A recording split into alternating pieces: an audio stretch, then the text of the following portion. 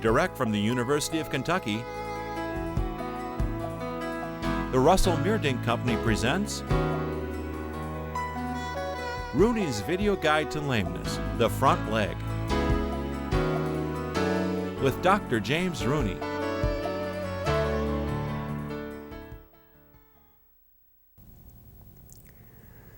In this session, we will be talking about the front leg of the horse, the functional anatomy of the front leg, and some of the many problems that go wrong with the front leg. We devote a whole session to this. Our other session included the back and the rear leg. We take a whole session for the foreleg because there are so many more problems that occur in the foreleg in most horses than occur in the rear leg. So we shall move on. First of all, let me introduce you once again, if you have not seen the other tape, to Nancy Herring and to Dunny. Dunny is being a very nice lady in cooperating with us in talking about horse anatomy. Now we'll move over to the skeleton, single large cannon bone, or the scapula. Part of the scapula is not here. There's a piece of cartilage which goes on here, which forms part of the withers, and that is not preserved in skeletal material like this. The scapula or shoulder blade, same as mine. I have a collarbone, a clavicle. The horse does not have a collarbone or clavicle. That helps me to do these kinds of movements. The horse doesn't care about doing these kinds of movements. The horse cares about doing these kinds of movements. He does not need a clavicle. A very little slip of a remnant of it is left as a piece of fibrous tissue and a big muscle that lies here, but he has no clavicle. To the shoulder joint, rather large joint here, humerus running from the shoulder joint down to the elbow joint, which is right here. Then we go from the elbow down to the radius, and as I say, the ulna has been reduced. So we have this large radius. This is the same as in me. My shoulder blade here, my shoulder joint here, my humerus or arm bone here, my elbow on down to my radius. I have a radius and an ulna, as do most animals, so that they can do these kinds of movements relatively well. A horse doesn't care about that. He wants to just go forward or go backward, and he has no need to try to climb trees or throw balls or swing bats. So he doesn't need two bones, and for locomotor efficiency, it's better just to have one. From there, we go to the carpus, proximal row of carpal bones, and the distal row of carpal bone, plus this little bone sticking out on the back, which is called the accessory carpal bone. We'll have something more to say about that later. Then, as in the rear leg, we come down to the cannon bone or the metacarpal bone. That's the same as this bone here in me. The horse has reduced the numbers of his toes, his digits, down to essentially 1, rather than having 5 the way I do. Again, this is a much more efficient way to move over the ground than running with 5 toes on the ground. At one time, the horse had 3 toes. About 50 million years ago, the horse had 3 toes in the front leg and 2 in the rear. He's gotten rid of all but this one.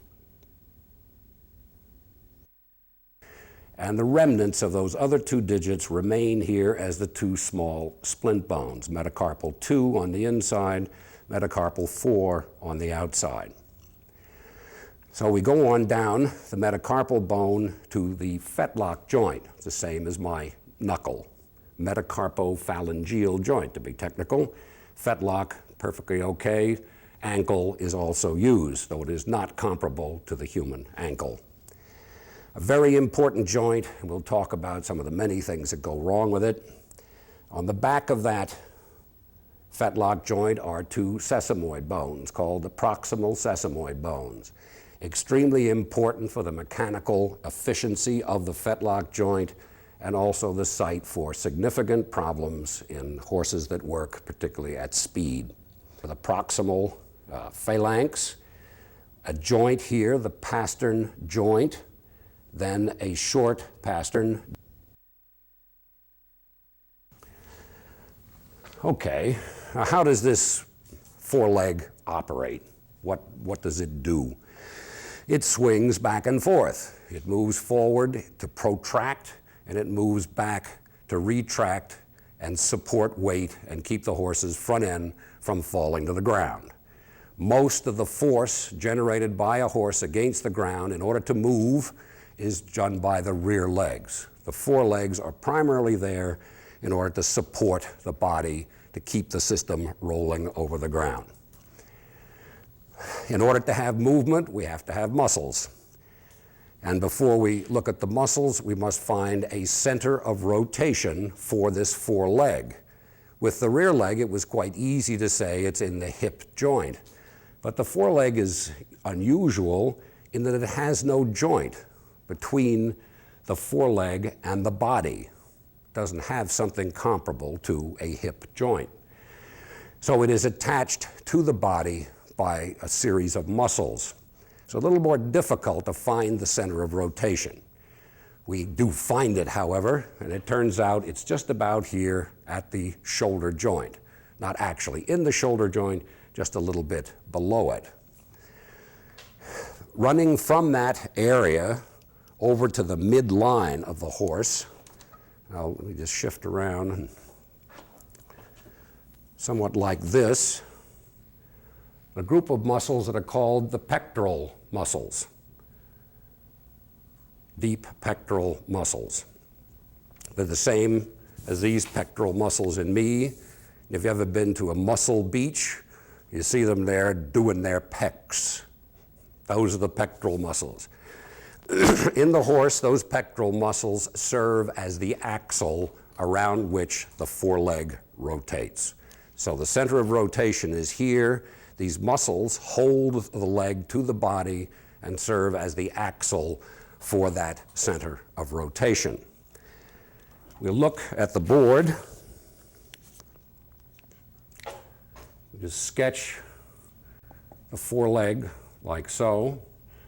We know the center of rotation is here. So we want to pull this leg forward. We want to move it in this direction in preparation for putting the foot on the ground and supporting weight. So we look for muscles which act around this center of rotation in order to pull that leg forward. Well, it turns out the major muscle doing this is one that we cannot see on the live horse. You can only see it by dissection purposes. It's attached to the ribs and to the neck. It's called the serratus ventralis. Serratus means it's a serrated looking muscle when you look at it. And ventralis, well, just because it runs from dorsal to ventral, I suppose. So here's the center of rotation. So when this portion that it's attached to the ribs contracts, it tends to move the upper end of the scapula in that direction, which moves the leg in this direction. Once the leg is forward, wants to move it back, this portion of the serratus relaxes evenly and steadily, and this portion, the cervical portion of the serratus ventralis, contracts. And I think you can see immediately what happens. It's pulling in this direction on this side of the center of rotation, rotates the leg back in the other direction. So to understand the movement of the foreleg, we really only need to consider a single muscle, the action of a single muscle. Obviously, that's not the only muscle that's working, but the other muscles which are working to do this forward and backward swinging are working in parallel with these muscles. So once we understand one muscle and how it's moving the leg, we can then look at the other muscles, see where they are in relation to the center of rotation, and can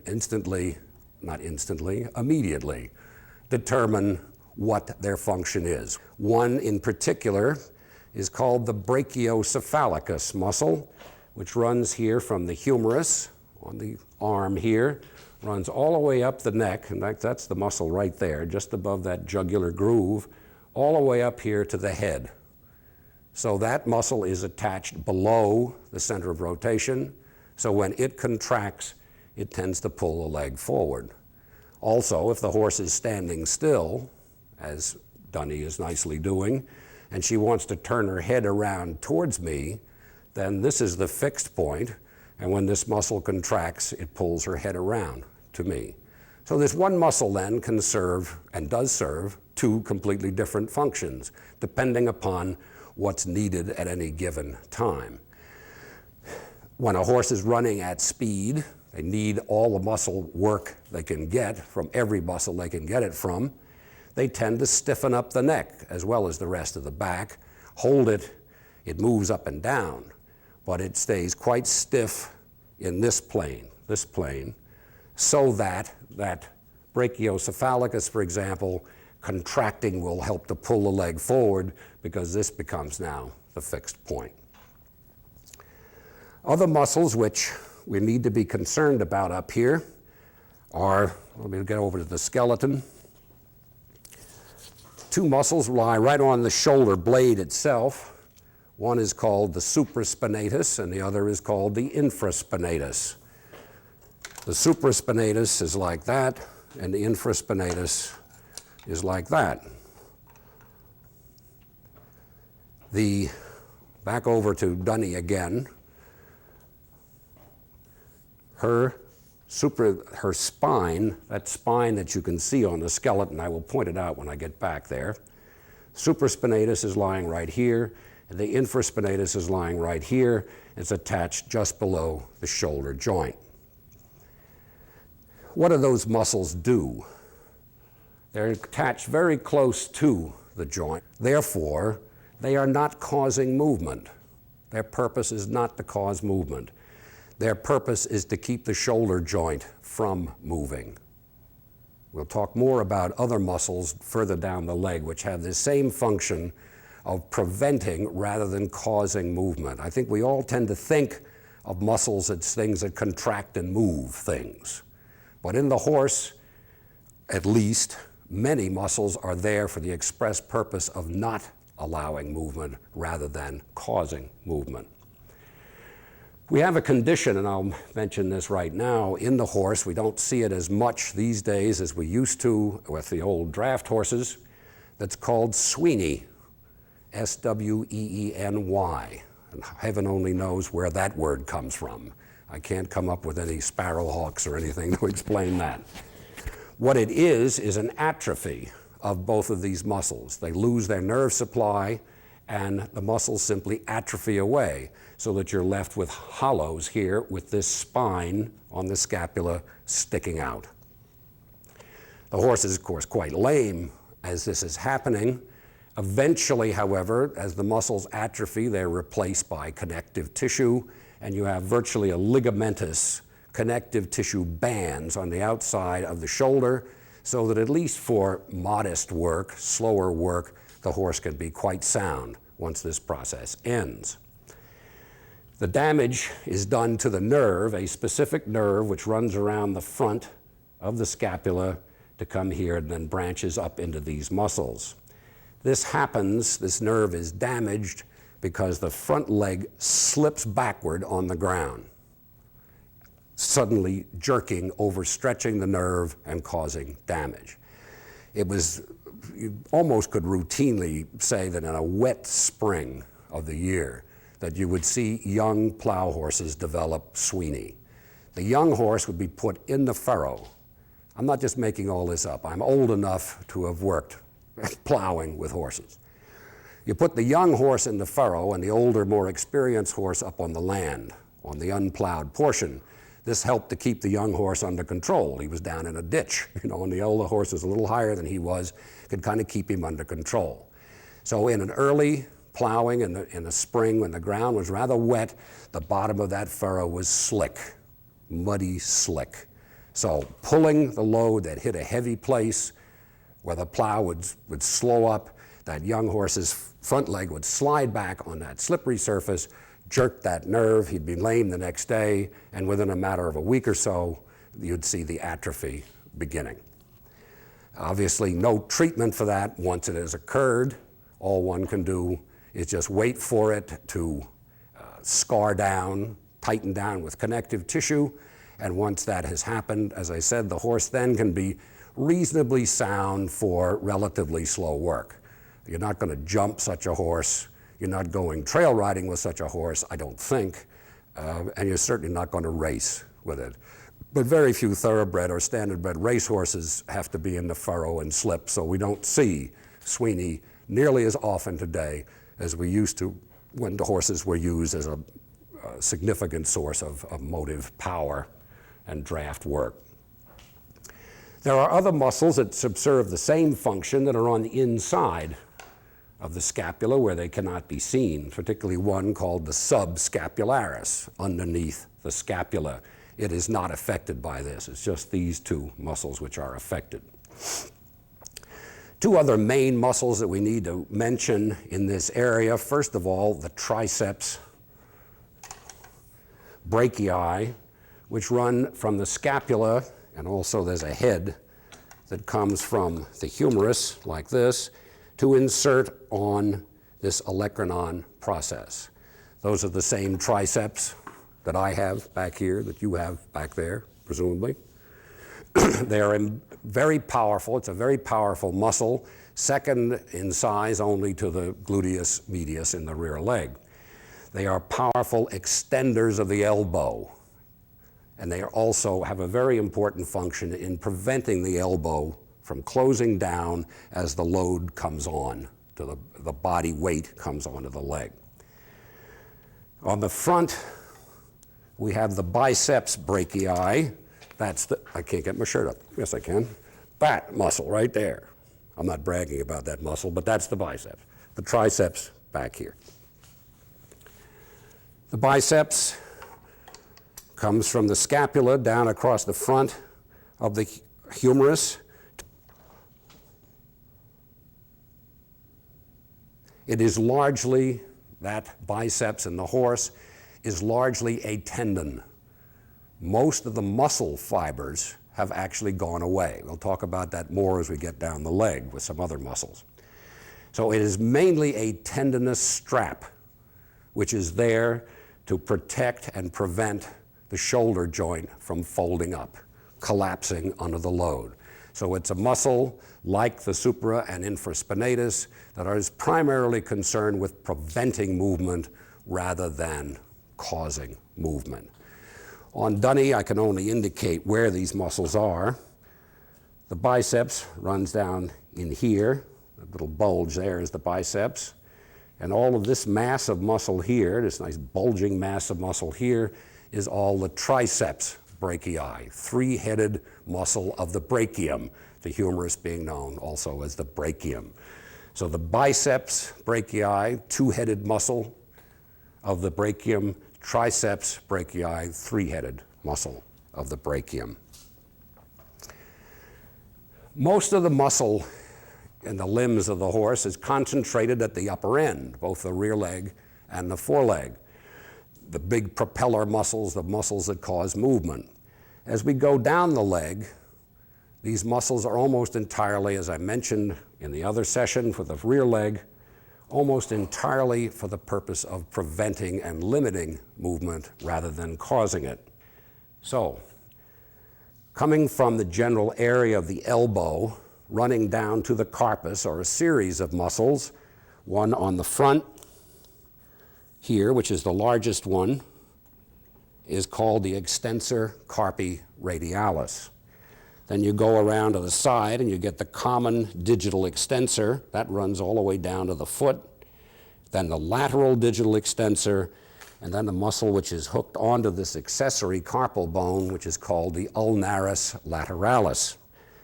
Now we just look at Dunny here for a moment, and her forearm, this muscle bulging out here in the front is the extensor carpi radialis, runs to just below the knee and inserts right on the upper end of the cannon bone.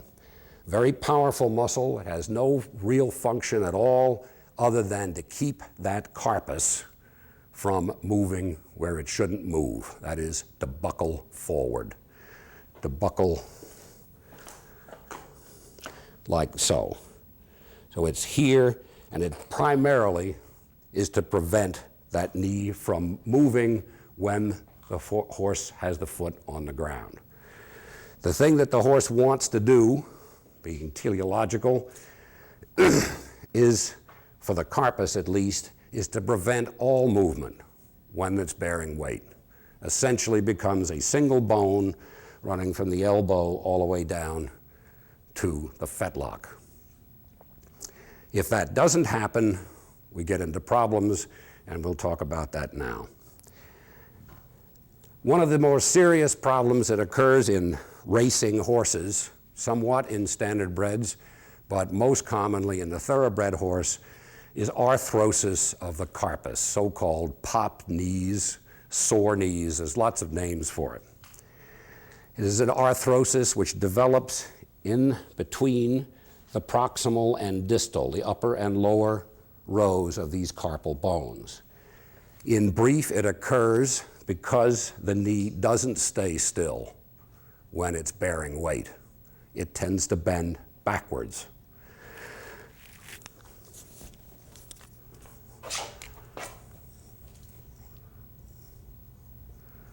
When it's bearing weight, as I said, it should be essentially a rigid rod with no movement occurring here. If it moves into a position like that,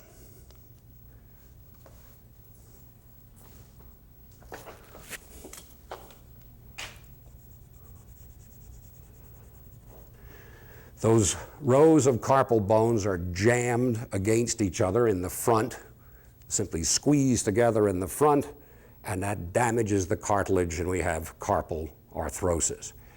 Horses are born like this, some horses, called back on the knee conformation.